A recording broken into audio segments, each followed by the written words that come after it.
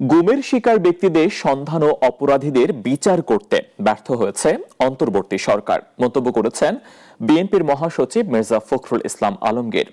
আন্তর্জাতিক গুম দিবসে এক আলোকচিত্র প্রদর্শনীয় মানববন্ধনে তিনি এই অভিযোগ করেন। বলেন, বিগত সরকারের আমলে গুম ও নিখোঁজ হওয়া ব্যক্তিদের বিচার করার জন্যই বিএনপি নির্বাচন চায়। আন্তর্জাতিক গুম প্রতিরোধ দিবস দিনটিকে ঘিরে জাতীয় সংসদের সামনে মানববন্ধন ও আলোকচিত্র প্রদর্শনীর আয়োজন করে মায়ের ডাক। অনুষ্ঠানে গুম হওয়াদের সন্ধান না পাওয়া স্বজনদের আহাজারি। তারা চান স্বজনদের সন্ধান ও অপরাধীদের বিচার। নতুন কোনো ছেলে বা মেয়ে তার বাবার ছবিটা নিয়ে রাস্তায় ঘুরুক। আমার বাবা এখন দেখতে কেমন এটা আমি জানি না, আমি আমার সন্তানকে ফেরত চাই। মায়ের ডাকের পক্ষ থেকে গুম হওয়া ব্যক্তিদের স্বজনরা প্রশ্ন করেন, এক যুগ থেকে আর্তনাদ করে আসছি, এখনো কেন তা করতে হচ্ছে? আকুতি শুনেছেন আমাদের ভাইদেরকে ফেরত পাওয়ার জন্য। এক বছরে বাংলাদেশের যে গণ অভ্যুত্থান হলো, আমি আজকেও সেই একই জায়গায় দাঁড়িয়ে আমাকে কেন জিজ্ঞেস করতে হয়, আমাকে কেন জানতে হয় আমার ভাই আয়না ঘরের কোন সেলের মধ্যে ছিল। উদ্বোধনী বক্তব্যে বিএনপির মহাসচিব বলেন, ক্ষমতায় পরিবর্তন এসেছে, তবে গুম ও নিখোঁজ ব্যক্তিদের কোনো সমাধান এখনো হয়নি।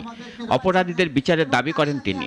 প্রথম দিন থেকে আমরা এদের সঙ্গে আছি, এদের সঙ্গে নয়, আমরা বাংলাদেশের প্রতিটি নির্যাতিত নিপীড়িত মানুষের সঙ্গে আছি। বিএনপি নির্বাচন অবশ্যই চায়, এই নির্বাচন চায় এই বিচারকে নিশ্চিত করার জন্য, বিচারগুলোকে ত্বরান্বিত করার জন্য। বিএনপি গুম ও নিখোঁজ হওয়া পরিবারগুলোর সাথে আছে এবং থাকবে।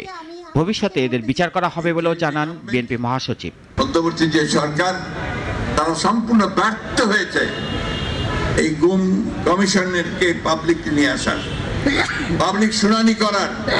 তারা ব্যর্থ হয়েছে এই শিশুগুলো, তাদের আত্মীয়দের, তার মায়েদের, তার ভাইদের যে কান্না, সেই কান্নাকে বন্ধ করার।